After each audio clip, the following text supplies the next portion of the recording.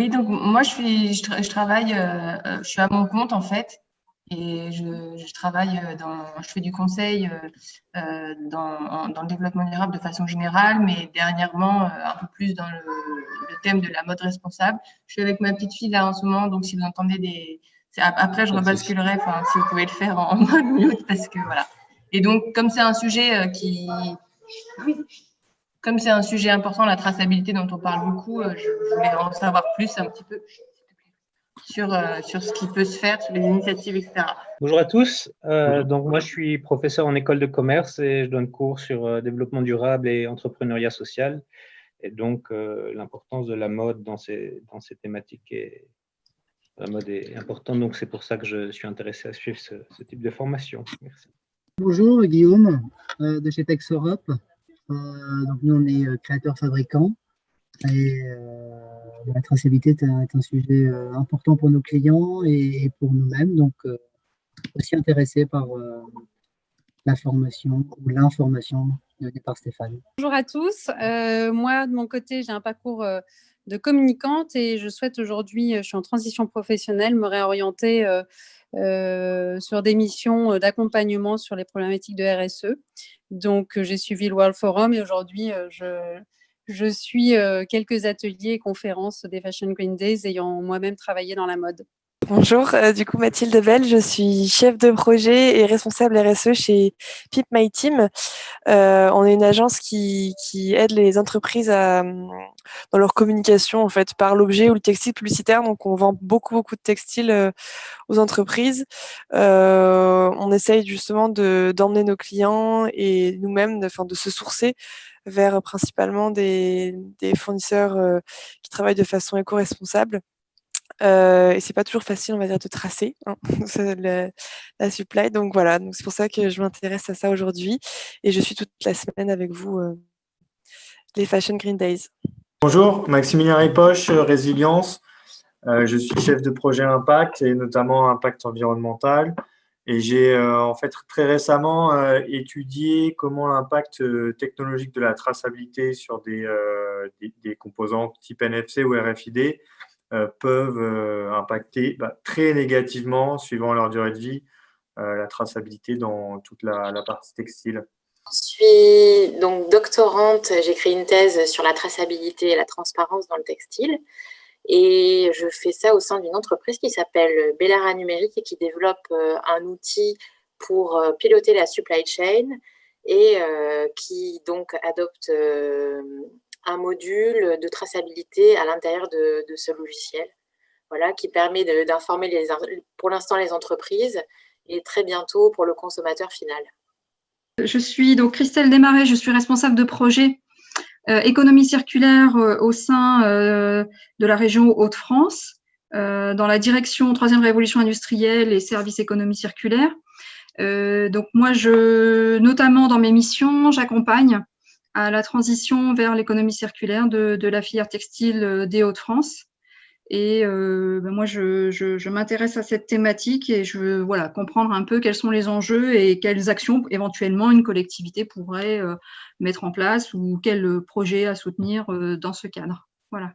Moi, je suis consultant en transformation et je prépare pour quelques clients. Ça fait 30 ans que je travaille dans la mode et je prépare pour quelques clients une démarche d'accompagnement à la RSE, donc ces journées sont bienvenues et les meetings sont de qualité, donc je rencontre des gens très intéressants, c'est très bien.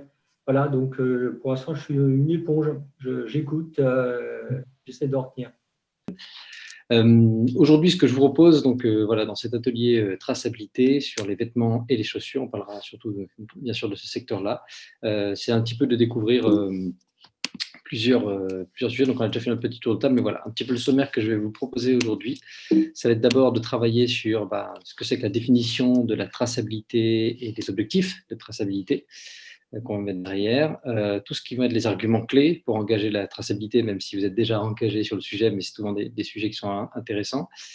Après, on entrera plus dans le détail, dans le côté un peu plus technique, donc le fonctionnement de la traçabilité. Qu'est-ce que ça veut dire? C'est quoi les principes clés, les composants et exemples du marché qui travaillent déjà sur cette traçabilité, comme quoi il y a beaucoup de façons de le traiter pour l'instant. Et on s'attardera aussi sur les points clés en fait, d'un projet de traçabilité. Si vous souhaitez mettre en place un projet de traçabilité pour votre marque ou votre entreprise industrielle, voilà. Et enfin, je vous parlerai un peu plus du projet de traçabilité de la filière Modelux porté par le comité stratégique filière Modelux, puisque je collabore aussi avec eux sur le sujet depuis un petit moment. Donc voilà. Alors, on va commencer directement. On va structurer un petit peu tout ça sur ce qu'on appelle la définition et les éléments un peu plus théoriques du sujet. Donc tout d'abord, ce qu'on entend par traçabilité, c'est bel et bien la capacité de retracer l'historique de l'application ou de l'emplacement d'un objet dans sa chaîne d'approvisionnement. Ça, c'est la définition qu'on a dans la norme ISO du sujet. L'objectif, c'est effectivement de renforcer les déclarations concernant les caractéristiques d'un produit ou d'un processus en collectant des données pour valider ces promesses en fonction de critères de vérification. Donc, il y a bien une question de collecte de données et de vérification. C'est important de garder ça en tête. Mais si on prend une version un peu plus imagée de la traçabilité, c'est d'abord et avant tout une cartographie d'une chaîne d'approvisionnement par rapport à un produit donné, ou ça pourrait être aussi potentiellement par rapport à un service demain. Donc d'abord cette couche on va dire, de cartographie, et ensuite on va commencer à mettre dedans d'autres attentes, d'autres couches, on va dire, qu'elles soient d'information, qualité, sourcing, achat, RSE, des choses comme ça. Mais d'abord, avant toute chose, il faut qu'on soit capable de cartographier une chaîne d'approvisionnement, et si possible en temps réel. C'est ça le gros des enjeux. Je suis en train de me dire que je ne me suis pas présenté. Je n'ai pas fait mon tour de table. Je suis désolé. Alors, je vais en profiter tellement je suis lancé dans le sujet. Moi, je suis Stéphane Popescu. Je suis donc le fondateur de Cause 361. Nous sommes une entreprise de conseil dans la mode durable, spécialisée dans la mode durable. Donc, on aime bien un petit peu se définir comme des architectes de la mode durable. On travaille sur 3 thématiques clés. Tout d'abord, tout ce qui est l'éco-conception produit. Donc, comment concevoir un produit durable, qu'est-ce que ça veut dire un produit durable et comment je peux le mettre en place depuis l'idéation jusqu'à la mise en place. Ensuite, tout ce qui va être les stratégies d'impact, impact environnemental, impact social effectivement, et notamment la traçabilité, qui est la première pierre en fait pour arriver à ces 2 choses-là derrière. Et enfin, tout ce qui va être économie circulaire, avec essentiellement valorisation des textiles fin de vie ou pré-consumer, mais aussi tout ce qui va être mise en place de design circulaire au sein de la structure. Donc voilà, c'est vraiment nos trois points clés. Voilà, et donc sur la traçabilité, je vous en parle un peu plus de ce qu'on fait depuis un petit moment dessus, mais on parlera de tout ça à la fin. Je reviens, après ce petit tour de table là-dedans. Donc voilà un petit peu la définition et les objectifs de la traçabilité. Maintenant, bien sûr, quels sont les arguments clés pour mettre en place, pour engager la traçabilité à l'intérieur des entreprises et de la filière Modelux? Tout d'abord, l'enjeu numéro 1, il est bel et bien de maîtriser sa chaîne d'approvisionnement, parce qu'aujourd'hui, on est dans le textile, qui est une industrie qui est très fragmentée. C'est le problème numéro 1. Donc, on a énormément de mal à pouvoir maîtriser sa chaîne d'approvisionnement, c'est-à-dire connaître sur tout le cycle de vie du produit, d'où vient et où est-ce qu'il va. Ce qui va poser des soucis, on peut le voir, on peut transposer en ce moment avec ce qui se passe avec la crise, mais de multiples soucis d'identification, d'authentification, de sécurité, et ainsi de suite. Donc vraiment, l'enjeu numéro 1 pour moi, il est d'abord et avant tout de maîtriser sa chaîne, et pour cela, on a besoin d'un système de traçabilité qui soit robuste. Le deuxième enjeu, c'est de fluidifier l'échange des données. C'est capital, parce qu'aujourd'hui, on a du mal effectivement à pouvoir échanger des données de manière rapide ou autre. Typiquement, j'avais encore une entreprise il n'y a pas si longtemps avec qui on discutait du cas des Ouïghours, effectivement, qui est en train de remonter, mais on a connu d'autres cas un peu similaires, que ce soit avec le coton, ainsi de suite. Mais on a le vrai sujet, comment est-ce que je peux, en un rien de temps, pouvoir identifier mes points de risque, pouvoir les travailler en amont? Ça, c'est difficile de capter de la donnée, de pouvoir la maîtriser et la travailler rapidement. Aujourd'hui, c'est encore tellement une industrie fragmentée, tellement on a différents outils, que c'est compliqué de pouvoir travailler dessus. Donc, c'est l'un des gros enjeux aussi de la traçabilité. Le troisième argument clé, une fois qu'on a cette maîtrise et qu'on a commencé à capter de la donnée et pouvoir l'utiliser, on peut enfin commencer à faire vraiment de la mesure de sa performance environnementale, de sa performance sociale ou des choses comme ça, ne serait-ce que pour la performance environnementale d'un produit ou des choses comme ça. C'est vraiment, on a besoin de collecter de la data et de la mesurer derrière. Donc, ça va être assez important d'avoir un système de traçabilité qui nous le permet. Enfin, une fois qu'on a pu mesurer, on va pouvoir enfin commencer à améliorer. Donc, maintenant qu'on sait mesurer la performance en fait, de nos produits, de notre chaîne de valeur, d'une marque, on peut enfin savoir où on peut travailler et comment est-ce qu'on peut travailler. Et enfin, ça permet, une fois qu'on a réalisé un peu ces 4 étapes-là, de commencer à valoriser toute une chaîne d'approvisionnement. Je sais que c'est souvent ce qu'on cherche à faire dans un premier temps, mais c'est important de d'abord pouvoir aligner les 4 premiers pavés avant de pouvoir travailler sur la valorisation, donc à travers la communication, la transparence avec le consommateur final. Mais voilà, plein d'autres points où on peut commencer à valoriser effectivement toutes les informations de traçabilité qu'on a sur une chaîne d'approvisionnement et sur un produit. Voilà un petit peu pour les principaux arguments clés. Ce que je n'ai pas mis dedans, c'est effectivement la pression qu'on subit aussi aussi bien au niveau réglementaire qu'au niveau des consommateurs, puisque c'est l'un des principaux freins à l'achat aujourd'hui. C'est le manque d'information et le manque de traçabilité sur les produits qui fait que le consommateur a du mal à s'engager notamment sur des achats un peu plus durables. Donc c'est vraiment là, encore une fois, un enjeu clé d'avoir un système de traçabilité, de pouvoir communiquer, valoriser correctement ses produits à travers, pour sa communauté. Donc maintenant, on va rentrer un peu plus dans le pratico-pratique. Tout d'abord, les principes clés. Encore une fois, si vous avez des questions, je n'ai pas le temps de regarder le live, le chat en live, mais vous n'hésitez pas à poser des questions. Et Fabrice, tu m'interromps s'il y a besoin de faire des points en live. Sinon, on les traitera de toute façon à la fin de l'atelier parce qu'on fera un partie d'échange. Et voilà, donc tout d'abord les principes clés. Alors, je vais parler de plusieurs notions clés. Tout d'abord, le périmètre. Aujourd'hui, quand on parle de traçabilité, forcément, on va parler d'un périmètre. C'est quoi un périmètre de traçabilité? C'est les fameux rangs ou tiers en anglais. Tout d'abord, on a le rang, ce que j'appelle le rang 0, qui est la marque, le magasin, entre guillemets. Et ensuite, on a pour habitude de faire des rangs, de mettre des chiffres derrière ça, 1, 2, 3, 4, 5, un peu plus, autant de rangs qu'il le faut, pour aller jusqu'au début de la chaîne d'approvisionnement d'un matériau textile. Donc, typiquement, si je synthétise un petit peu les choses, le rang 1, c'est souvent l'assemblage, la confection. Le rang 2, ça va être le tissage ou le tricotage. Le rang 3, la filature. Et bien sûr, le rang 4, la source de matière première, qu'elle soit un champ, que ce soit une usine, ou ainsi de suite, ou un troupeau d'animaux, en fonction des typologies de fibres. Donc ça, c'est le périmètre le plus couramment utilisé et assumé. Seulement, le vrai périmètre de la traçabilité, il n'est pas que sur l'amont de la filière, il est surtout le cycle de vie d'un produit. Donc, on a aussi tout l'aval, tout ce qui va être la revente, on va dire, tous les points de vente, entre guillemets, une fois qu'on a eu une première vente du produit. Et ensuite, bien sûr, la fin de vie. Donc, c'est ce que j'appelle les rangs plus 1 et plus 2, on va dire.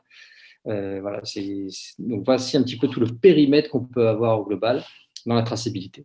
Maintenant, ce qu'on va trouver souvent dans des systèmes de traçabilité, 2 principes de fonctionnement que j'ai nommés ainsi. Il y a tout d'abord celui qui est le plus commun, par la force des choses, on va dire, ce que j'appelle le principe de traçabilité rétroactive. C'est-à-dire qu'on va partir du point 0 pour aller en amont, pour repartir vers l'amont, excusez-moi.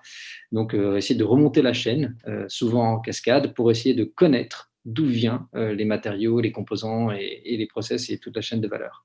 Donc, c'est vraiment rétroactif puisque tout est déjà passé, votre produit est quasiment déjà arrivé, voire en magasin.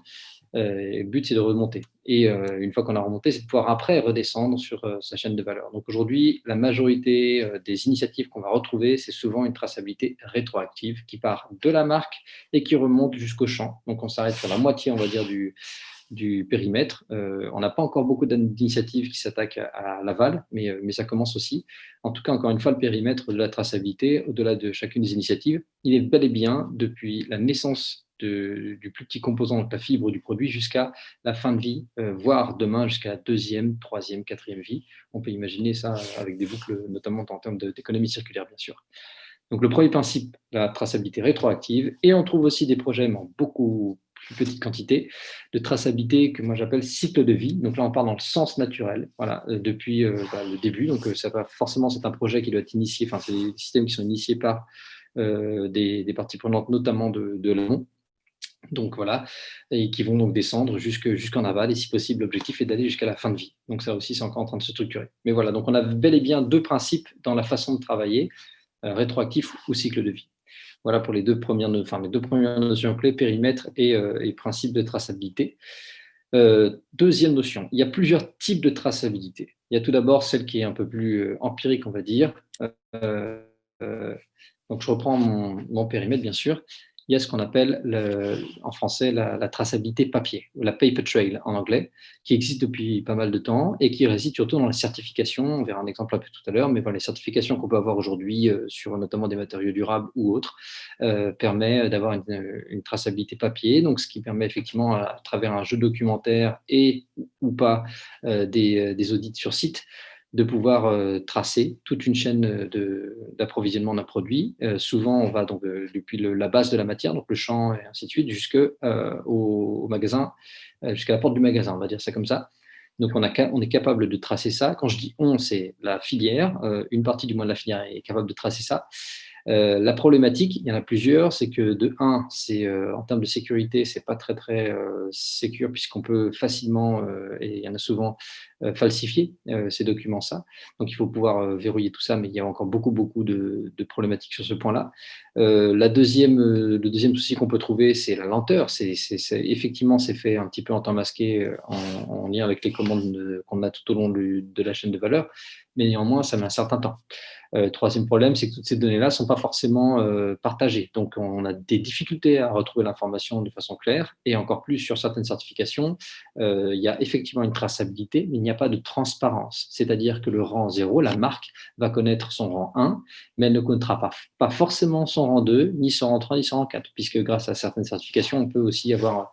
Il n'y a une seule partie prenante dans toute la chaîne qui est capable de connaître tout ça, qui est souvent le certificateur lui-même, mais tous les maillons ne se connaissent pas, garantissant ainsi une certaine,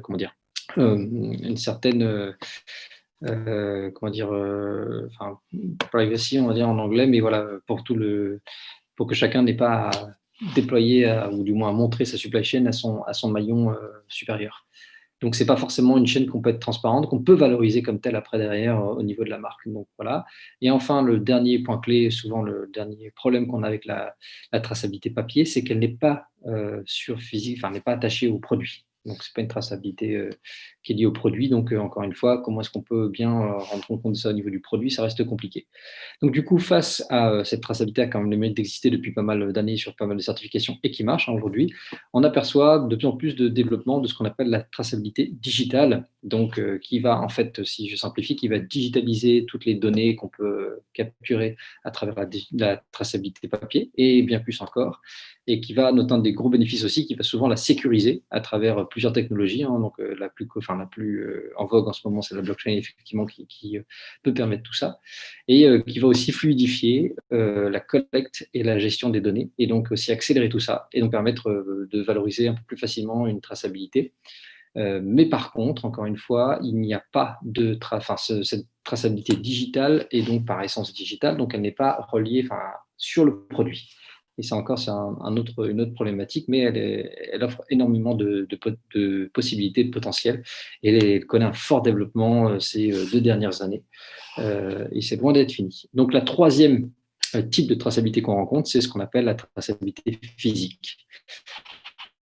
Ça veut dire que là, on a mis un tracker, un marqueur, appelons comme on veut, sur le produit, donc sur les composants du produit, donc dès le départ, depuis la fibre, qu'elle soit du coton, fibre synthétique naturelle ou animale, et qui puisse durer tout au long du cycle de vie du produit, donc qui puisse aussi faire face à tous les traitements qu'on va avoir dans notre industrie, mais qui est vraiment physiquement attaché dans le produit, j'ai envie de dire, même pas sur le produit, mais dans le produit. Donc c'est vraiment quelque chose d'assez important. Donc voilà un petit peu les 3 types de traçabilité qu'on peut retrouver. La problématique de la traçabilité physique, c'est que c'est compliqué de la lire, entre guillemets, donc pas de lire le fait qu'il y a un marqueur ou pas dedans, c'est plutôt de pouvoir encapsuler des informations. Donc forcément, c'est pour ça que de plus en plus, on va voir un mélange, un échange de ces 3 niveaux de traçabilité entre papier, digital et physique, et c'est ce qui permettra de donner un système de traçabilité ou un écosystème de traçabilité le plus robuste possible. Voilà un petit peu pour les types de traçabilité qu'on peut rencontrer aujourd'hui et qui se développent notamment sur les 2 dernières de plus en plus ces dernières années. Donc voilà un petit peu, maintenant je vais rentrer dans la partie, on va dire, composants. Donc quels sont les composants de ce qu'on appelle la traçabilité au sens large? Donc ça va être un peu théorique, mais ça permet un petit peu de structurer un petit peu tout ce qu'on peut mettre dans la traçabilité au sens large. Et ensuite on viendra plus dans la pratique, comment ça se traduit. Donc les composants de la traçabilité, il y en a 3, on va dire 3 niveaux. Il y a tout ce tout d'abord ce qu'on appelle l'architecture d'un système de la traçabilité, le système en lui-même et son écosystème. Donc l'architecture, c'est tous les composants fondamentaux d'un système de traçabilité. C'est important de pouvoir bien mettre ça bien écrire ça et qu'on soit tous d'accord sur ces sujets-là, ce qui permettra après de faciliter les échanges. Ensuite, il y a proprement dit le système, on va dire le moteur même, c'est un système de traçabilité. C'est quoi? C'est tout d'abord un standard de traçabilité qui permet donc, du coup de normer ce qu'on va mettre dedans, et les outils et les technologies, bien sûr, qui vont permettre à ce standard de fonctionner. Ça, c'est le système de traçabilité. Et ensuite, il y a ce qu'on appelle l'écosystème, qui est encore une notion assez nouvelle aujourd'hui. C'est tous les éléments qui vont permettre la viabilité de la traçabilité. La chaîne de valeur, la gouvernance, tout ce qui est le support et la promotion, on en parlera un peu plus tard. Donc aujourd'hui, on est de plus en plus face à des façons de traiter la traçabilité avec une architecture de plus en plus claire, de plus en plus commune, on va dire. En termes de système de traçabilité, on va en parler juste après, mais il y a des initiatives sur le standard. Il y a aussi de plus en plus d'outils technologiques qui permettent la traçabilité. Et là où c'est encore un peu plus compliqué, c'est en termes d'écosystème où c'est en train de se développer, mais c'est vraiment tout naissant. Puisque tout ce qui va avoir attrait à la traçabilité, il y a de gros sujets de gouvernance notamment qui sont à voir. Et comment est-ce qu'on peut le mettre en place? C'est ce qui fait qu'un projet de traçabilité mené par une marque aujourd'hui est très long. C'est du fait que l'écosystème ne soit pas encore mûr ou mature sur le sujet. Donc, il y a beaucoup de travail à faire sur ce niveau-là. Il faut bien comprendre que quand on va se lancer dans un projet de traçabilité, il y a effectivement vous, il y a l'outil, il y a tout ça, mais il y a aussi l'écosystème qui va faire que plus il sera développé, ça nous permettra d'avoir une traçabilité qui soit le plus parlant pour tout le monde.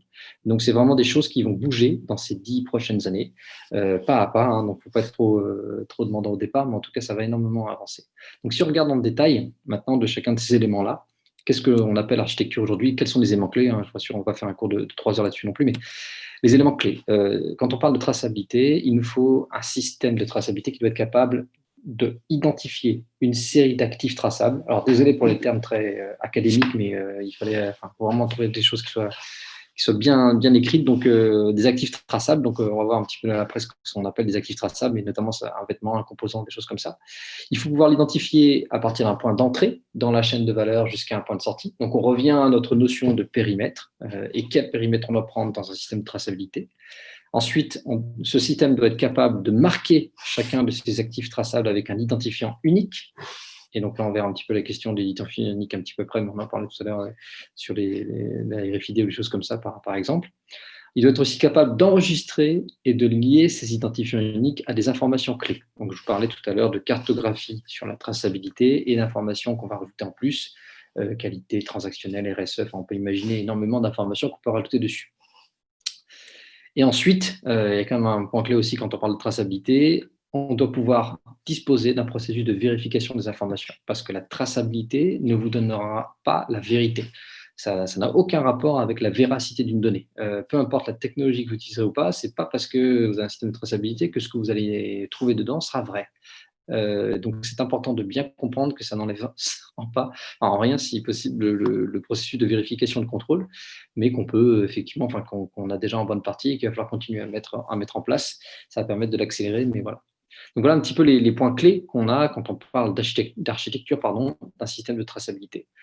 Donc, si on descend dans le détail de tous ces points-là, quand on parle d'actifs traçables, c'est notamment, il y a plusieurs sujets, mais on parle de quelle granularité? Donc, est-ce que je parle d'un vêtement? Est-ce que je parle d'un container? Est-ce que je parle d'un fil? Est-ce que je parle d'un tissu ou d'une fibre?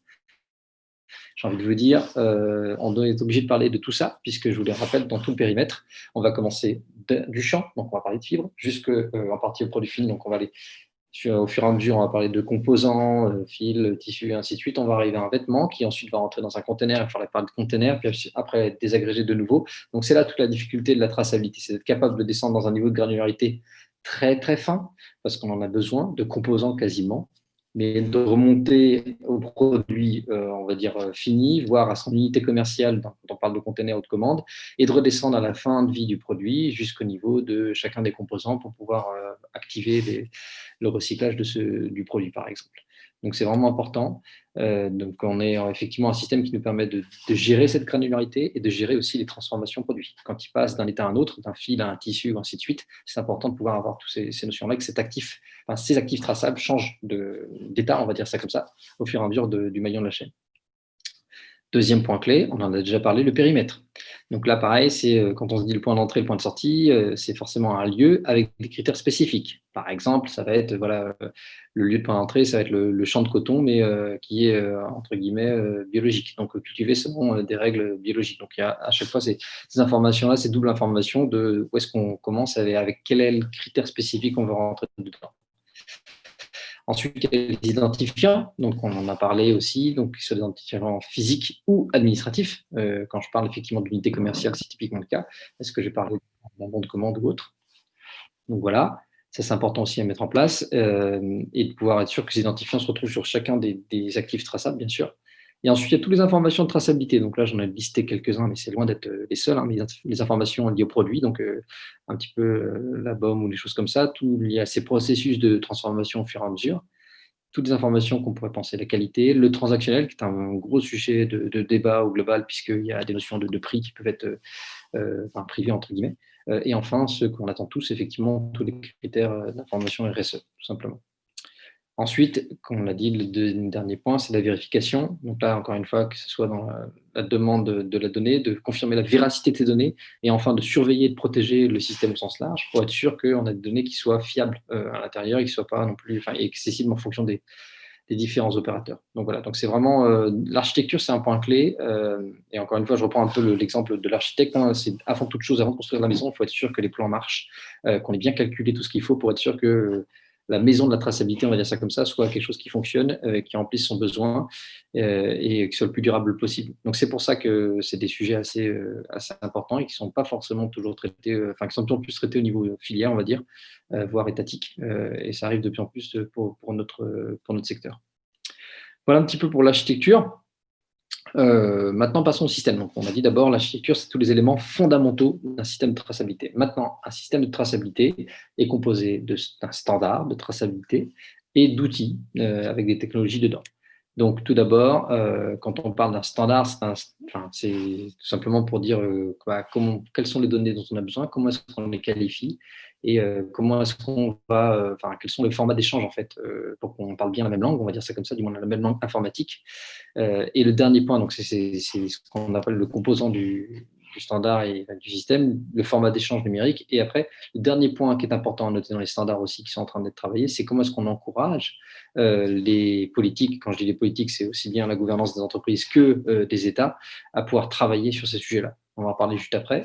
Et au niveau de l'outil, c'est d'avoir un outil qui soit capable de collecter facilement la donnée, de la vérifier tout en partie, de sécuriser les données, c'est un point clé. Un outil qui permet aussi de faciliter l'analyse et l'amélioration continue, on en parle tout en amont, et un outil qui soit capable de communiquer de manière vertueuse et si possible transparente, bien sûr. Donc c'est un petit peu les trois grosses catégories de fonctionnalités qu'on verra un peu derrière sur l'outil. Alors, au niveau du standard, je voulais vous parler un petit peu d'une initiative qui est en train de se développer, parce qu'aujourd'hui, vous allez avoir des outils qui ont leur propre standard de traçabilité. La problématique est que ce n'est pas forcément un standard qui soit accepté par, ne serait-ce que par votre entreprise ou par la filière au sens large. Donc, pour ça, l'Europe a lancé il y a environ un an un projet de travail sur un standard européen qui s'appelle Enhancing Transparency and Traceability of Sustainable Value Chain in the Garment and Footwear Sector. Donc, c'est vraiment adapté à notre secteur parce qu'encore une fois, l'Europe a déjà travaillé sur d'autres secteurs, notamment tout ce qui est produits de la mer et j'ai oublié l'autre deuxième secteur, mais je crois que c'est le bois. Donc, voilà. Mais en tout cas, elle travaille sur chacun des secteurs au fur et à mesure et nous, c'est en plein dedans. C'est un groupe de travail qui est piloté par l'ITC, le Centre du commerce international, ainsi que la Commission économique pour l'Europe des Nations Unies, UNSCE en version anglaise. Donc c'est un groupe de travail qui regroupe beaucoup d'experts, de gouvernements, d'entreprises, d'ONG et de fédérations de toute l'Union européenne. Et voilà, et donc les livrables de ce groupe de travail-là, c'est de tout d'abord donner, on va dire, des recommandations politiques auprès de tous les gouvernements qui constituent l'Europe et de l'Union européenne pour pouvoir favoriser le développement de la traçabilité et de la transparence dans notre chaîne de valeur. Deuxième gros livrable, le standard, donc un standard de traçabilité qui sera en open source et qui permettra d'avoir des façons de travailler, enfin du moins de standardiser la traçabilité de manière commune sur tout le territoire européen et bien sûr des impacts en dehors de ça.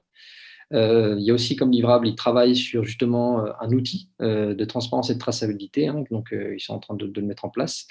Et ils veulent après accompagner non seulement au niveau politique donc le développement de la traçabilité au sens large dans notre domaine d'activité, et aussi de travailler sur un programme de formation et d'amélioration continue de la traçabilité au sein de l'Union européenne sur notre secteur. Donc un petit peu pour avoir une idée de planning, c'est un projet qui a commencé en début 2019 pour travailler notamment sur le standard et les guidelines. Donc on a pris un petit peu de retard avec le Covid, bien sûr, comme tout le monde, mais voilà, c'est un outil de travail. Ils sont en train de travailler sur le standard qui n'est pas encore finalisé, qui sera finalisé courant 2020. Et ils ont déjà commencé à lancer un pilote sur le coton, un pilote qui sera lancé l'année prochaine sur le cuir aussi. L'idée est donc de tester différentes technicités, outils et façons de travailler, pour que d'ici fin 2021, on ait un standard qui a été testé, qui a été validé, un bouquet d'outils, on commence par ça, mais ce n'est pas les seuls, qui seront donc mis aussi à disposition du secteur. Et enfin, on travaillera plutôt sur tout ce qui est accompagnement en termes de formation et de sensibilisation, qui est le gros point clé, hein, puisqu'après, il va falloir mettre ça en place sur toute la filière textile, qui est bien plus vaste que l'Union européenne. Donc voilà, c'est un gros sujet. En tout cas, voilà, je voulais que vous le sachiez, il y a un travail qui se fait au niveau européen dessus et sur lequel on en parlera après, mais au niveau de la filière française, on est totalement aligné. Le but n'est pas d'avoir plusieurs standards qui se côtoient, au contraire, il en faut un, si possible, et d'avoir plusieurs outils, ça, il n'y a pas de problème, mais par contre, un seul standard qui facilite vraiment la compréhension de ce qu'on appelle la traçabilité, avec tous les sujets dont on vient de parler, et aussi des échanges digitalisés, notamment d'informations. Donc, comment ça doit échanger, tout pour que ce soit fluide. Sinon, ça va être un casse-tête sans nom, bien sûr, mais c'est vraiment un prérequis dont on ne parle pas assez souvent quand vous rencontrez des outils de traçabilité, c'est quels sont leurs standards, sur quoi ils vont se mettre, et donc ça, c'est encore un sujet qui n'est pas assez travaillé pour l'instant. Donc maintenant, justement, parlons-en l'outil, ou les outils. Donc, quels sont les points clés d'un outil de traçabilité aujourd'hui? On en verra vite fait un exemple tout à l'heure, mais tout d'abord, la fonctionnalité. Aujourd'hui, ce que vous attendez principalement d'un outil de traçabilité, ce sont ses fonctionnalités. Donc, les points clés là-dedans, c'est quoi? C'est la collecte. Comment est-ce que cet outil va être capable de collecter la donnée? Ça, c'est le gros point, le nerf de la guerre. C'est ça qui a le plus gros impact de temps et argent sur toute la chaîne, de toute façon. C'est collecter la donnée de manière facile, fiable et rapide. Donc ça, c'est pas très simple. Donc, voilà. Ensuite, comment on la sécurise? C'est là où vient notamment des technologies comme la blockchain qui vont un peu révolutionner aussi le sujet. Mais on n'est pas obligé de travailler uniquement avec la blockchain. Hein. C'est pas forcément obligatoire non plus. Tout ce qui va être la fonctionnalité d'analyse, donc je vous parlais de données, effectivement on va collecter des données de cartographie de la chaîne de valeur, ok, très bien, mais ensuite il y a plein d'autres données qu'on peut collecter dessus, qu'elles soient RSE, qu'elles soient qualité ou autre.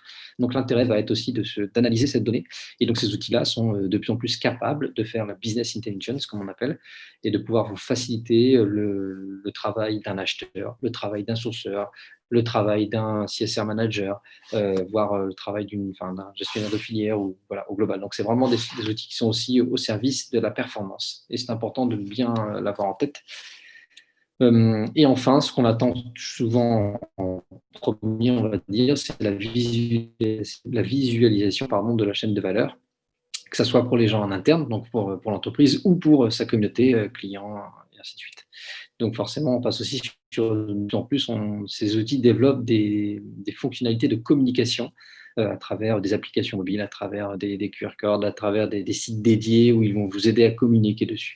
Donc c'est un petit peu les 5 grosses fonctionnalités qu'on va retrouver voilà, au global. Ah, je vois que ma connexion n'est pas très stable. J'espère que vous suivez bien. Fabrice, tu n'hésites pas à m'alerter s'il y a des soucis là-dedans. Ensuite, les limites un petit peu à tout ça, on en a un petit peu parlé vite fait, mais voilà, quand on parle de collecte de données, il y a notamment les histoires de granularité, de vérification de cette donnée-là. Ensuite, au global, il va y avoir des soucis sur la technologie. Quelles sont les technologies qui sont utilisées par ces outils-là pour sécuriser, pour collecter, ainsi de suite, c'est important. Un gros sujet dont on parlera pas forcément beaucoup aujourd'hui, mais qui est sur la gouvernance. Et là, je vais attaquer un point clé, par exemple la propriété de la donnée. Une question à poser tout le temps quand vous voyez des outils qui vous présentent des solutions. À qui appartiennent les données et comment est-ce qu'ils les gèrent? C'est un sujet très, très sensible pour chacun de vous, vous le comprenez bien, mais aussi au niveau international. La prise en main de l'outil, comme toujours, hein, d'habitude avec les outils informatiques, plus ils sont faciles à prendre en main par toute la chaîne de valeur, j'insiste, plus ce sera facile. Et enfin, le coût de ces outils-là. Alors, je ne parle pas forcément pour la mise en place, hein, mais plutôt pour le coût après, une fois que ça tourne, et comment ces outils vont pouvoir motiver aussi la chaîne de valeur. Encore une fois, c'est super de vouloir mettre un outil en place quand on est une marque, mais il faut bien avoir conscience que, allez, on va dire 95% des informations, des données et tout vont venir de la chaîne de valeur. Donc, si cet outil ne prend pas en compte la motivation de la chaîne de valeur pour les inclure dessus, ça va être compliqué. Et c'est le principal point de faiblesse des projets actuels qu'on peut avoir avec des gros comme H&M ou autres. C'est compliqué à cause de ça. Donc, on va parler de 3 exemples pour maintenant contextualiser un peu plus tout ce que je vous dis depuis tout à l'heure. Tout d'abord, la traçabilité. Donc, on va faire 3 exemples. Un sur la traçabilité papier, que vous connaissez certainement. Un sur la traçabilité digitale et un autre sur la traçabilité physique. Alors, je ne fais pas de publicité ni quoi que ce soit, mais j'ai pris 3 exemples un peu comme ça. Ils sont plus ou moins connus, mais on verra bien. Donc, GOTS, forcément, pas mal d'entre vous, à mon avis, connaissent comment ça fonctionne, mais on regardera uniquement l'aspect traçabilité. Sur le digital, SourceMap, que vous connaissez peut-être. Sur le physique, Oritain, que vous connaissez aussi peut-être déjà. Donc, on va commencer par GOTS. Comment marche la traçabilité chez eux? Alors, en termes de traçabilité, tout d'abord, chez GOTS, on parle donc forcément de la source, donc que ce soit une fibre végétale ou une fibre animale. Il y a donc le champ ou l'éleveur, on va dire, et ensuite, là, on commence à transformer tout ça en fibre, donc le gineur pour le coton, ou alors, effectivement, encore chez l'éleveur ou juste après pour la fibre animale. À chaque fois, il y a une vérification sur site qui est faite du fait que, comme quoi le site, enfin le champ ou l'éleveur respecte bien des principes et un cahier des charges bien détaillé sur l'agriculture biologique ou l'élevage biologique. Donc, du coup, ça va vous donner ce qu'on appelle souvent un scope certificate ou un certificat de production qui va attester du fait de la capacité du fournisseur, de l'industriel ou du champ ou ainsi de suite, de pouvoir faire ça. Pareil pour la fibre. Ensuite, une fois que ces 2 acteurs-là décident de travailler ensemble, il va y avoir à chaque fois qu'il y aura une commande, il va y avoir ce qu'on appelle un TC, un Transaction Certificate, qui va à chaque fois, à chacune des commandes, qui est vraiment lié à la commande, donner des éléments, plein d'informations, notamment de traçabilité entre les uns et les autres. Tout ça, je ne l'ai pas mis effectivement dans ce schéma-là, mais tous ces certificats-là sont délivrés, checkés, analysés, suivis par un certificateur, sachant que le numéro 1 du marché, c'est Control Union par exemple, mais il y en a d'autres, et c'est sur eux que repose toute la chaîne de traçabilité et la vérification derrière. D'ailleurs, Control Union est en train de développer son système de traçabilité digitale, d'ailleurs, pour information. Mais voilà. Donc, cette traçabilité à papier, elle est faite grâce à ces certificats-là et des contrôles sur site, bien sûr. Et donc, après, c'est un peu la même chose jusqu'au distributeur. D'accord. Donc, chacun doit être certifié, ainsi de suite. Donc là, pareil, j'attire votre attention sur le fait qu'une marque qui fait du wholesale doit être certifiée, pour ceux qui ne le sauraient pas, mais c'est souvent des choses qu'on ne sait pas, mais c'est comme ça dans le cahier des charges. Donc voilà, donc la traçabilité papier, c'est à la fois simple, à la fois conséquent, mais c'est vérifié sur place souvent, et c'est ce jeu de traçabilité au fur et à mesure, qui est encore une fois pas forcément transparente. C'est-à-dire que le distributeur ou la marque, encore une fois, n'est pas au courant de tous les maillons d'avant. Vous avez souvent que l'information de votre scope certifié du maillon d'avant et la transaction entre vous.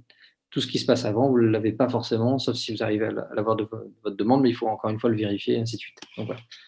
Deuxième sujet, c'est SourceMap. Alors, SourceMap, je ne sais pas s'il va marcher cette fois-ci.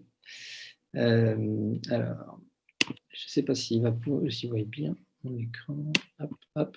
Je voulais juste vous montrer vite fait SourceMap, ce que ça donne en résultat, et après on va venir dans le détail. Alors là, j'ai pris un exemple, c'est open de toute façon sur SourceMap, mais là, vous avez typiquement SourceMap, parce que c'est une solution de traçabilité digitale. Et là, on arrive à voir, par exemple, sur un exemple qui est chez VF, si je me rappelle bien, qui vous permet de tracer un petit peu toute la chaîne d'un produit. Alors, je ne sais plus sur quel produit c'était parti, mais voilà, où on va voir effectivement toute la chaîne d'activité, de valeur, pardon, depuis le point 1. Donc là, on voit qu'il y a du polystyrène, voilà, sur les Earthkeepers de Timberland, où on a toute la chaîne, et ça vous permet de visualiser tout ça. Alors là, c'est un peu figé, mais ça vous donne toute la chaîne d'approvisionnement sur ce produit-là. Vous avez des informations liées propres à la marque ou au produit. Donc là, on a encore des liens vers la marque, ainsi de suite, et en quoi voilà, ce produit est mieux que les autres, ainsi de suite. Et sur chacun des maillons, on peut avoir du détail aussi. Voilà, donc son positionnement, enfin sa situation géographique, mais aussi, alors là, on n'a pas beaucoup d'informations, mauvais exemple. Mais si on va descendre un peu plus sur un autre niveau, on est censé avoir quelques informations, donc notamment sur le côté social. Voilà, qu'est-ce qui est fait sur place, où est-ce qu'il se trouve, et on commence à avoir de plus en plus d'outils où on va nous donner la performance environnementale, et ainsi de suite. Donc ça, c'est vraiment dans le futur, c'est ce qu'on aura, on aura de plus en plus. Alors, je regarde Je me vite permets fait. juste d'intervenir parce que votre slide est figé, du coup, on n'a pas pu voir ce que vous présentez. Ah mince, bonne raison. Donc, c'est parce que je suis… Alors, je vais recommencer le partage, ce sera plus simple. Check. Ah oui, parce qu'il est resté sur le slide. OK. Alors, attendez. Hop. Je vais prendre celui-là. Voilà. Là, normalement, tout le monde le voit. Je suis sur le bon slide parce que je ne suis pas passé à côté. Voilà. Alors, oui, je reprends. Donc au début, c'est un produit de Timberland, donc leur fameuse Earthkeepers, sur lequel on a pas mal d'informations globales sur le produit. On a toute la chaîne d'activité de valeur du produit. Hop là, je reviens en arrière. Donc là, on voit où est-ce qu'elle est produite. Et on a tous les petits points, la légende là, sur les points bleus et ainsi de suite. Donc on s'aperçoit effectivement des matériaux qu'on a dedans. Et si on descend dans le détail, on peut effectivement zoomer autant qu'on veut.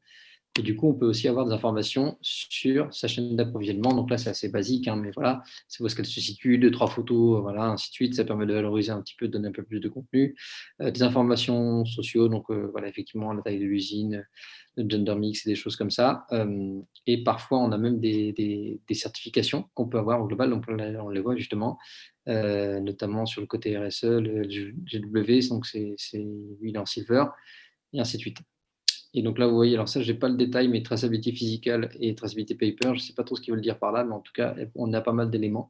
Et on peut en rajouter de plus en plus comme ça. Maintenant, on a de plus en plus aussi d'informations sur la performance environnementale ou sociale avec certains standards qu'on peut avoir dedans. Donc ça, c'est des choses qui vont vous permettre facilement sur SMAP. Alors, je vais retourner sur la présentation pour qu'on revienne.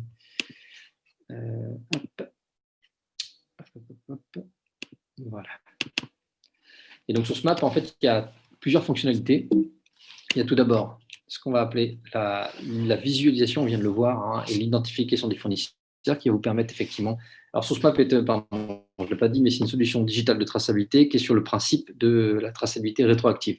Donc, ils vont partir de la marque et ils vont remonter la chaîne d'approvisionnement au fur et à mesure, donc à travers voilà, tout un bouquet de solutions qu'ils ont en interne qui vont leur permettre d'identifier les fournisseurs, de poser pas mal de questionnaires plus ou moins semi-automatisés pour pouvoir ensuite les transformer, enfin, une fois qu'on a la réponse des fournisseurs, pouvoir le visualiser et vous mettre votre chaîne d'approvisionnement de façon assez claire et visuelle. Il y a aussi tout ce qui va être solution de benchmark, de pouvoir poser des questions à vos fournisseurs sur des questions clés sur leur niveau de performance RSE ou ainsi de suite. Donc, vous pouvez créer vous-même des différents, on va dire, différentes campagnes d'audit, on va dire ça comme ça, enfin de benchmark plutôt que d'audit, pour pouvoir contrôler tout ça. Autre point, nous avons aussi tout ce qu'on appelle track and trace. Donc ça, c'est de pouvoir avoir un tracking quasiment instantané sur votre chaîne d'approvisionnement. C'est assez intéressant. Donc voilà, ensuite on a tout ce qui va être, c'est très intéressant aussi avec SourceMap, c'est qu'ils vont caler votre chaîne d'approvisionnement avec tout ce qui est le management des risques. Donc par exemple, une cartographie des risques hydriques ou ainsi de suite, pour vous permettre de contextualiser un petit peu par rapport à la localisation de votre fournisseur, l'impact environnemental, enfin du moins les risques environnementaux, sociaux, ainsi de suite. Donc c'est pas ultra développé, mais c'est assez intéressant en tout cas comme fonctionnalité. Donc voilà un petit peu un exemple d'une traçabilité digitale et de quelques fonctionnalités qu'on peut avoir. Maintenant, je voulais vous présenter aussi Auretain. Auretain qui lui va plutôt être un peu différent. Auretain, c'est quoi? C'est un outil de tracking physique. Alors, qu'est-ce que fait Auretain?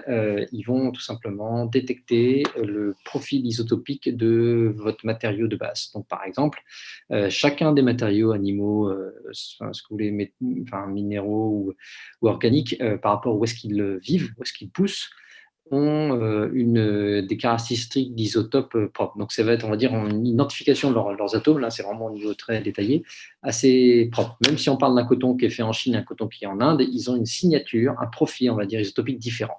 parce que à travers leur début de vie, ils ont absorbé ces éléments isotopiques qui sont caractéristiques de leur terroir, on va dire ça comme ça.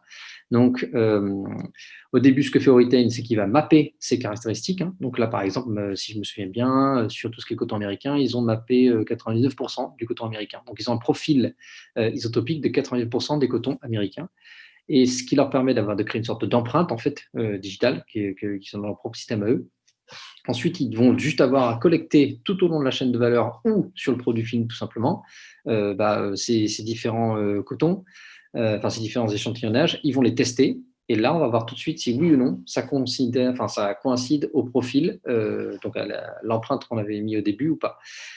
Du coup, ça permet de détecter et de vous assurer que sur le produit fini, vraiment dans le produit, le label était bien fait avec du coton. Là, par exemple, quand je parle du coton américain, je parle notamment du Supima américain. Supima est 100% mappé par Oritain. Bon, voilà, on est capable avec Oritain d'acheter du coton Supima et de contrôler en fin de chaîne dans vos magasins, comme quoi ça s'appelait bien du Supima. Donc ça, c'est ce qu'on appelle vraiment, c'est l'une des façons de faire du marquage physique, il y en a d'autres, mais c'est l'une des façons les plus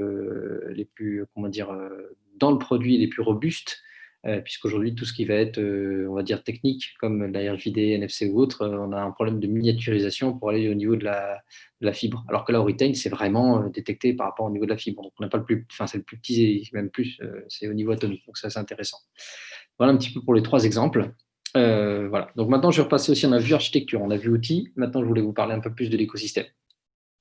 Pourquoi on parle d'écosystème aujourd'hui? Pourquoi on en est au tout début? Parce que ça permet d'assurer la pérennité de tout ce qu'on vient de voir. Donc tout d'abord, il y a 4 points clés dans l'écosystème qui doivent être travaillés. Donc j'ai pas encore, tout n'est pas écrit là-dedans. Il y a la gouvernance. Je vous ai parlé d'informations, de données, de tout ce qui va être des données privées, qui soient aussi bien d'une entreprise, de vos process de fabrication, des choses comme ça. Donc comment est-ce qu'on gère la relation par rapport à ça? Et il y a plein d'autres sujets aussi de gouvernance sur toutes les implications que voudraient avoir les États ou ainsi de suite par rapport aux bénéfices de la traçabilité. Donc, vous me voyez venir, mais avec tout ce qui va être gestion des droits de douane, des choses comme ça. Donc, il y a beaucoup de choses qui sont liées à la traçabilité. Donc ça demande aussi de travailler sur le sujet de la gouvernance. Deuxième chose, dans l'écosystème, l'une des principales difficultés aujourd'hui qu'on a sur la traçabilité, c'est de mettre en place un système de traçabilité quand on n'arrive pas à engager correctement la chaîne de valeur. Aujourd'hui, vous avez déjà l'habitude avec vos fournisseurs qui ont déjà multiples demandes d'audits sociaux, d'audits environnementaux, d'informations diverses et variées. Donc, c'est très important de faire en sorte que ce qu'on va demander soit le plus bénéfique possible pour eux en termes de valeur ajoutée. Sinon, ils auront du mal à s'y mettre dessus. Ce sera un énième, formulaire fournisseur qu'on va leur envoyer ou ainsi de suite. Et c'est ça qui est compliqué parce que du coup, forcément, ça va prendre du temps à répondre. La qualité de la réponse va s'en ressentir aussi. Et voilà. Donc, ce qu'il faut bien comprendre, c'est que la traçabilité, c'est vraiment une approche systémique qui ne bénéficie pas que à la marque, mais aussi à chacun des fournisseurs. Mais il faut encore faut-il que les outils soient dédiés en partie à eux aussi, donc il y a des profils différents dans l'outil qu'on va utiliser, et qu'ils leur apportent une certaine valeur ajoutée, que ce soit un gain de temps, d'argent, un avantage concurrentiel ou quoi que ce soit. Mais voilà, c'est très important l'engagement de la chaîne de valeur là-dedans, et aujourd'hui c'est encore assez peu traité, on va dire ça. Après, il y a tout ce qui va être le support. Une fois qu'on a mis en place un système de traçabilité, donc accompagner sa chaîne de valeur, ok, ça c'est à votre niveau.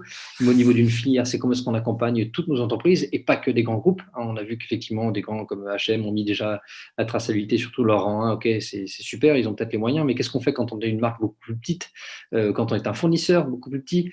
Donc, il faut aussi que tout ce qui soit fait en termes de traçabilité soit adapté à des petites structures, parce que de toute façon, ce sera le cas. Quand je dois remonter toute ma chaîne de valeur jusqu'à mon fournisseur de coton, et en fait c'est des petits cotonniers en Inde, cultivateurs de coton qui ne savent ni lire ni écrire, il y a un vrai sujet de captation de la donnée, d'engagement. Donc s'il n'y a pas un support qui soit le plus vertueux possible, ça risque d'être compliqué d'y arriver. Et aujourd'hui c'est pour ça d'ailleurs qu'on n'y arrive pas. Donc c'est qu'en termes de support, c'est pas forcément toujours au rendez-vous. Et enfin, effectivement, de la promotion de tout ça. Donc, comment est-ce qu'on va communiquer sur l'information de traçabilité? Encore une fois, pas mal de questions sur la valorisation de tout ça, sur comment est-ce qu'on va être accompagné au niveau gouvernemental ou européen pour favoriser la mise en place de la traçabilité. Enfin, plein de choses qui sont à travailler. Donc, au niveau écosystème, ça vous concerne en partie, bien sûr, mais ça nous dépasse tous aussi, puisque c'est vraiment un niveau filière où il y a vraiment encore pas mal de choses à travailler. Mais ce qui veut dire qu'à chacun de nos niveaux, il va falloir qu'on travaille sur ce sujet-là et qu'on accompagne ces réflexions au niveau de l'écosystème. Voilà. Donc maintenant, je voulais vous parler d'exemples de marché assez intéressants. Je vais juste faire attention au temps, il est 16h27, je vais essayer de me dépêcher pour qu'on ait un peu de temps d'échange quand même, parce qu'on est censé finir à 5 heures. Le premier exemple que je voulais vous montrer, c'est Chargeur, vous le connaissez certainement avec Nativa, ce qu'ils ont réussi à faire sur leur fibre de laine, effectivement. Donc je vais vous passer vite fait un petit film.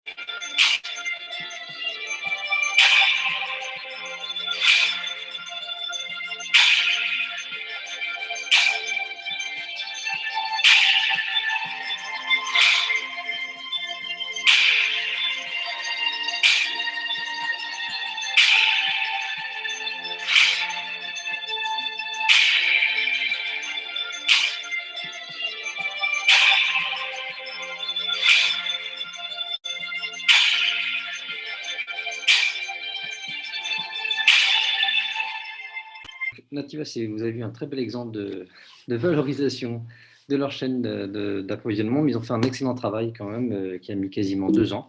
On va regarder un petit peu dans le détail comment ça s'est passé. Grosso modo, c'est encore une fois, c'est là où c'est bien intéressant, c'est un ensemble de différentes initiatives, on va dire, de Nativa, enfin de chargeurs. Tout d'abord, c'est effectivement de pouvoir contrôler, donc ils l'ont dit un moment, mais il y a tout un cahier des charges pour pouvoir valider aussi leurs propres on va dire, standards au niveau environnemental et bien-être animal. Ensuite, comment est-ce qu'ils ont fait? Ils ont réussi à capter l'information depuis les élevages, en fait, à travers quoi? À travers votre smartphone, enfin un smartphone, voire même un téléphone normal, donc avec une technologie tout simplement des SMS. Et c'est ça qui est assez intéressant parce que c'est rare de voir ça. Ils sont capables de capter l'information au niveau de l'éleveur pour pouvoir valider notamment des éléments assez clés comme la quantité, comme le prix, comme la qualité, des choses comme ça, confirmer du moins tout ça. Toutes ces informations-là, on les retrouve aussi tout au long de leur chaîne de valeur, donc jusqu'au tricotage. Hein. Et du coup, ils vont stocker cette information-là dans une plateforme qu'ils ont fait développer spécialement pour eux, ce qui s'appelle la fameuse plateforme collaborative Nativa, sur laquelle ils vont aussi pouvoir échanger avec leurs clients. Toutes ces données-là vont être encryptées et vérifiées d'abord et encryptées à travers une blockchain privée. D'accord. Donc, ça veut dire quoi? Ça veut dire que c'est une blockchain qui appartient à Nativa, sur laquelle qui est assez sécurisée, qui leur permet aussi de communiquer avec non seulement donc, toute leur chaîne de valeur, mais aussi avec leurs clients là-dessus. Et ensuite, ils ont développé tout simplement une appli web pour pouvoir communiquer là-dessus, en plus du site qu'on vient de voir. Ça permet aussi de mettre sur leur produit un QR code qui vous renvoie sur l'appli web, tout simplement. Donc, voilà un petit peu l'exemple de Nativa. Je vais accélérer un peu parce qu'après, derrière, il faut qu'on garde du temps pour parler. Asket. Donc là, donc je vous ai montré un industriel. Maintenant, je vous montre une marque qui est très intéressante dans sa façon de voir les choses. Alors, on va voir si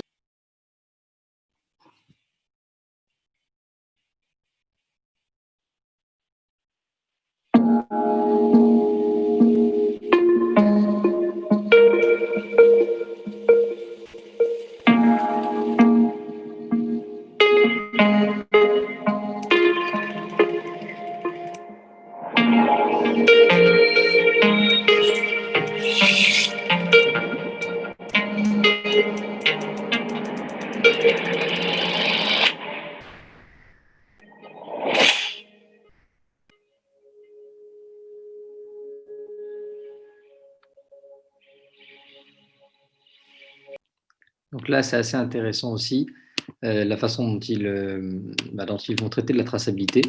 Alors, bon, c'est la manière de communiquer encore très différente. Maintenant, je voudrais voir aussi dans le détail. Hop, pardon, hop.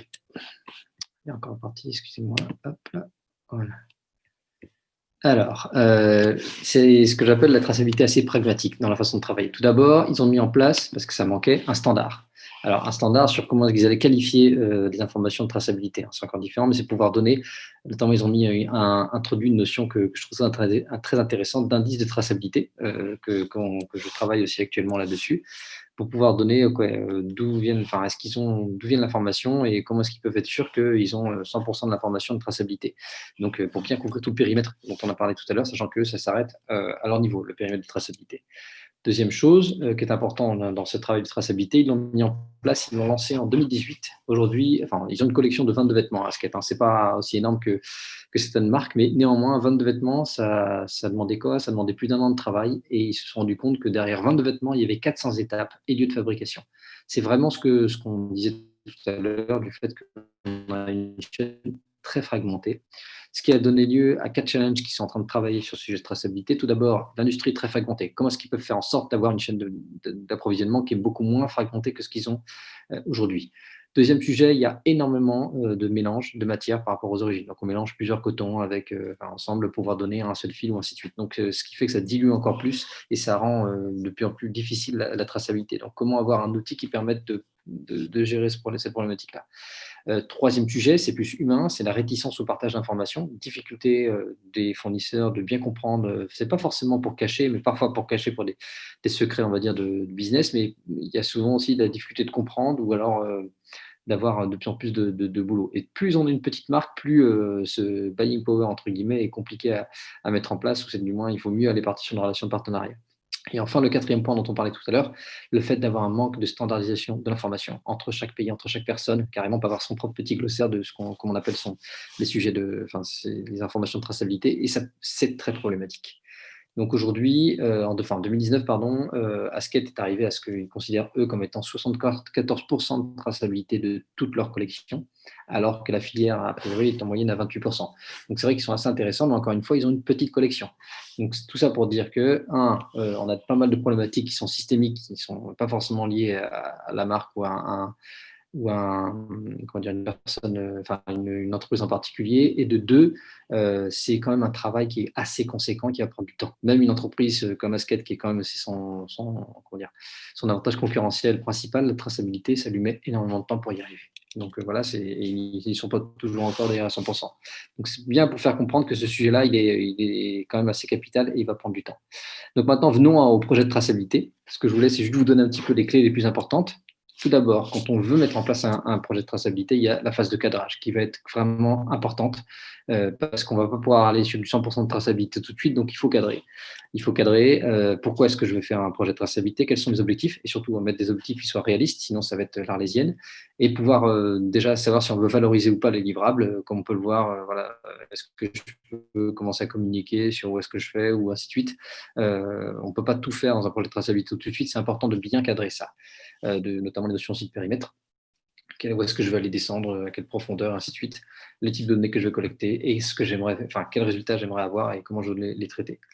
Le point des ressources aussi, ça va être, comme vous l'avez compris, avec l'exemple d'Asket, ça demande pas mal de temps. Donc, comment est-ce que je gère cet aspect ressources en termes de temps et en termes d'argent et bien sûr, comment je prends en compte, ça j'insiste encore une fois là-dessus, sur les parties prenantes, notamment votre chaîne de valeur qui va être vraiment clé dans la réalisation de ce projet-là.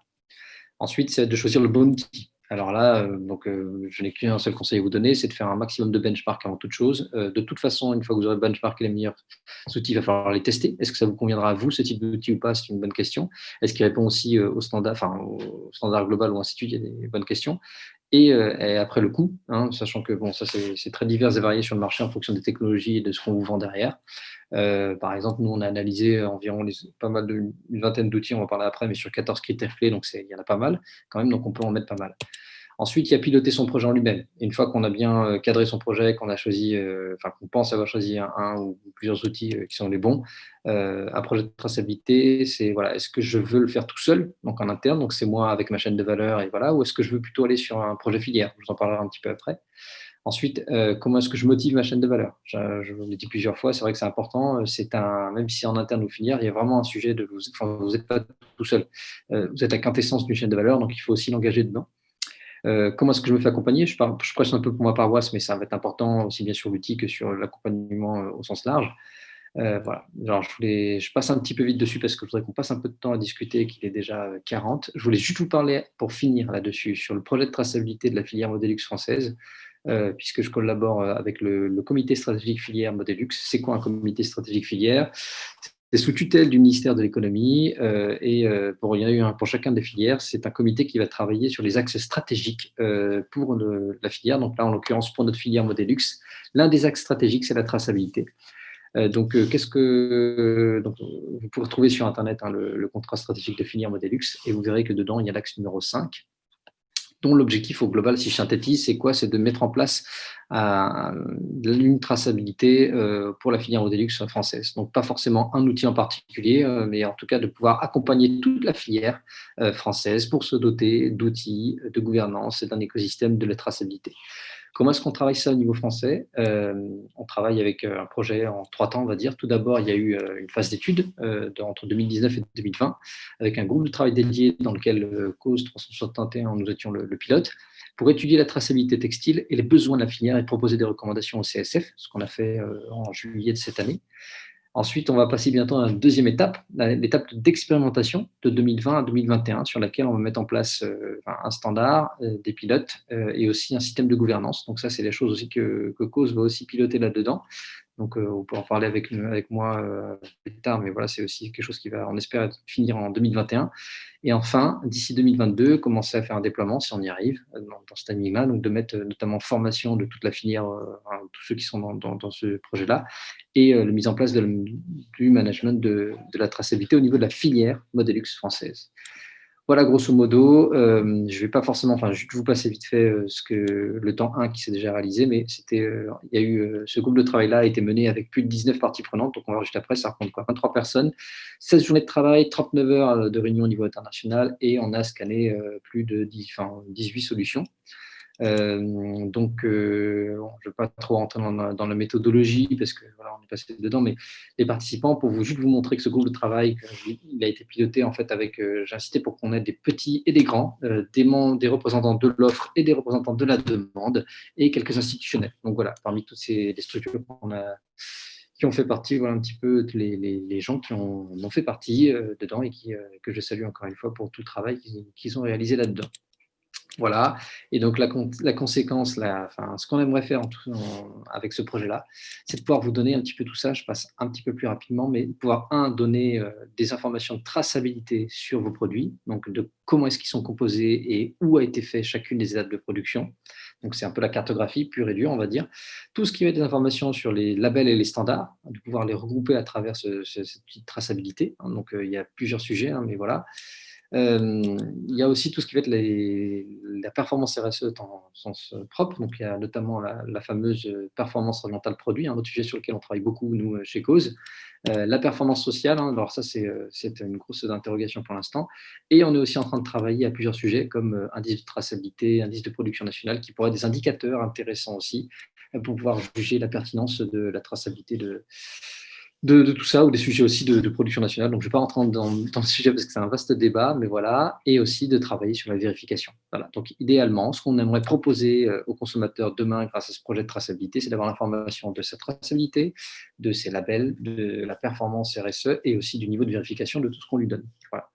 Là, je ne vais pas rentrer dans la phase 2, mais grosso modo, je ne vais pas rentrer dedans. Je pense qu'on va passer plus de temps à discuter. Donc, du coup, Fabrice, si tu veux redonner l'ouverture à tout le monde, ce serait parfait.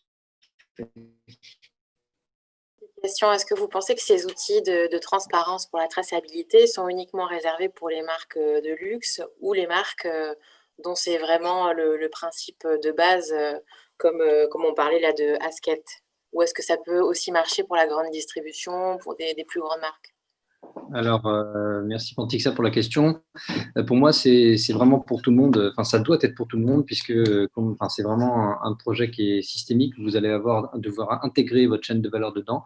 Donc, il faut qu'on puisse descendre jusqu'au plus petit dénominateur. Si je prends l'exemple de Nativa, on a effectivement des producteurs, enfin des éleveurs pardon, de moutons qui sont au fin fond de l'Amérique du Sud, qui sont capables d'être sur cette plateforme-là et qui ont un petit lien, même si c'est pas grand-chose pour l'instant. Donc, pour moi, c'est tout à fait gérable. Et par contre, il faut vraiment pouvoir bien réfléchir à la mise en place de l'outil pour qu'il puisse prendre en compte tout l'écosystème et toute la chaîne de valeur.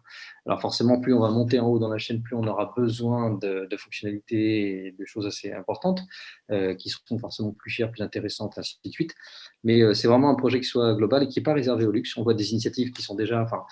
Encore une fois, si je prends du recul, prenons la food, par exemple, qui sont bien en avance par rapport à un sujet de santé, on va dire tout simplement, mais ils sont déjà bien en avance là-dessus et ils sont capables de travailler sur la traçabilité avec des éleveurs de poules, comme avec Intermarché. Vous pouvez voir des choses super intéressantes qui sortent. Donc nous aussi, dans notre secteur, on y arrivera. La difficulté, c'est que par rapport à eux ou à d'autres industries, nous sommes vachement plus fragmentés. Donc, ça sera beaucoup plus complexe. Voilà. D'abord, merci, c'était super intéressant comme présentation. Moi, j'avais 2 questions. Je voulais savoir si déjà, vous pensez que c'est vraiment réalisable pour toutes les marques d'arriver dans le futur à 100 % de traçabilité? Parce que ça me paraît quand même assez compliqué pour certaines marques. Et ensuite, comment les marques vont pouvoir communiquer sans embrouiller le client final, en fait, sur la traçabilité à 100 %? Parce que c'est vrai que d'habitude, on a juste un simple made in et le pays derrière. Comment le client va réussir à s'y retrouver et à comprendre un peu la traçabilité? Merci pour votre question. Donc, je pense qu'on n'y arrivera pas dans un futur proche d'être à 100%. Mais déjà, il faut qu'on puisse avoir une progression d'année en année chez tout le monde, tout simplement, qui soit mesurable. Et je pense qu'on va aller très vite au départ, donc monter en pourcentage, et après, on n'arrivera pas jusqu'à la fin de fin. Donc, on sera peut-être bloqué longtemps à 80 ou 90, à voir. Mais ce qui permettra de dégager des soucis où on va pouvoir travailler collaborativement, encore une fois, là-dessus. Même réponse pour la suite. Comment est-ce qu'on va communiquer avec le consommateur? D'où cette histoire de gouvernance sur le sujet. Parce qu'aujourd'hui, on le voit bien, c'est illisible, même avec des labels ou quoi que ce soit. Donc, c'est pour ça que la traçabilité va pouvoir accélérer la visibilité, si tant est qu'on ait bien défini les règles du jeu. Donc là, c'est quand je parlais tout à l'heure vite fait d'indice de production nationale, par exemple. C'est quelque chose pour, contourner, on va dire ça comme ça, le sujet, par exemple, Made in France ou Made in Italy ou Made in je sais pas quoi, de manière la plus, objectif possible. Donc, on va devoir travailler aussi sur ces sujets de gouvernance, sur comment communiquer de manière la plus fiable. Donc, encore une fois, je parle de communication et non de marketing. Il y aura toujours du marketing, et ça regarde chacune des entreprises. Par contre, il y aura des éléments de communication où de plus en plus la filière a envie de se structurer sur comment est-ce qu'on communique, puisqu'on nous le demande au niveau des consommateurs au sens large. Donc, voilà. Je voulais demander à Stéphane si c'est très pragmatique mes questions. C'est est-ce que Stéphane, vous partagez vos slides? Oui, non. Et est-ce que vous pouvez nous laisser votre numéro pour qu'on s'appelle plus tard? A priori, je ne partage pas les slides pour l'instant, mais par contre, je suis bien ouvert à discuter en détail avec vous. N'hésitez pas. Je ne sais pas si, Fabrice, tu renvoies mes coordonnées à tout le monde ou je fais comment? Tu les renvoies? Ok. Ouais. Fabrice, voilà, Fabrice vous envoie mon mail et puis il ne faut pas hésiter. Donc, on est pris par le temps, mais c'est un sujet qui dure des heures, donc il ne faut pas hésiter derrière à discuter plus en détail. Voilà. La seule chose que je vous encourage à faire, c'est que c'est un sujet qui est très systémique. Donc, engagez-vous avec la filière. Je fais un peu de pub pour le CSF, mais c'est aussi comme ça à plusieurs qu'on arrivera à réfléchir mieux, même si ça prend un peu plus de temps. Donc, n'hésitez pas à travers moi, à travers vos fédérations, puisqu'ils sont dans le CSF, il ne faut pas hésiter à collaborer là-dessus. La clé, c'est la collaboration, encore une fois. Et c'est pour ça que la Fashion Green Days existe aussi. Voilà.